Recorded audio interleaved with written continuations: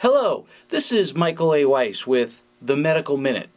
Today's episode is going to be viewer feedback, so I could share with you guys what I've learned from the feedback that I get from these videos. The first one I want to talk about is the video I did about doctors passing on to patients the costs of adopting electronic health record systems.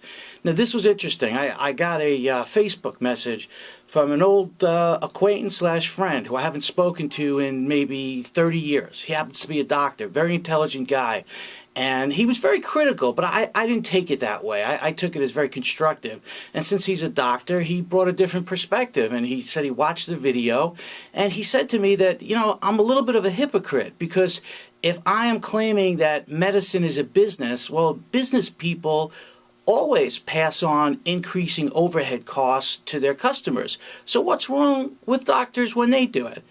I pointed out to him, he's right. I would be a hypocrite if that were my perspective. So I thought about it, and I was like, you know, what bothered me about getting a letter in the mail from my doctor's office saying that I had to pay to be a part of this electronic health record system. So I actually called up that doctor and I said, listen, you know, I was just curious, what's the deal with that? I actually spoke to his office manager, and she explained to me that letter was a form letter from the manufacturer of the software. So they had no control over it because it had such a cold feel to it. And that's what bothered me.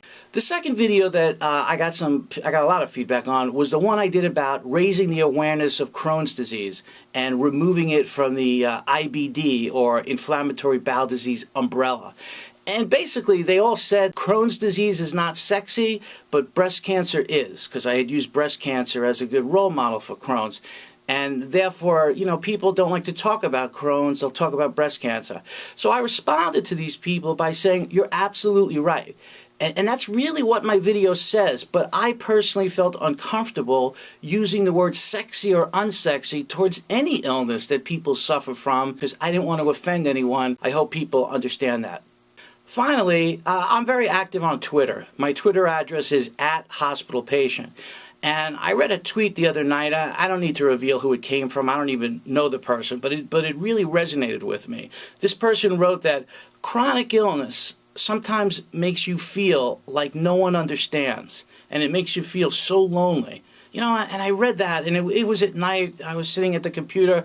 It's so true. And that's why Twitter is really important, because I don't want this person to feel alone. Late at night, he or she could go online and talk to other people about being chronically ill. That's why I think healthcare social media, which is like a catch-all term for using technology for healthcare, I think healthcare social media is such a great thing for people with chronic illnesses, because it gives them an outlet.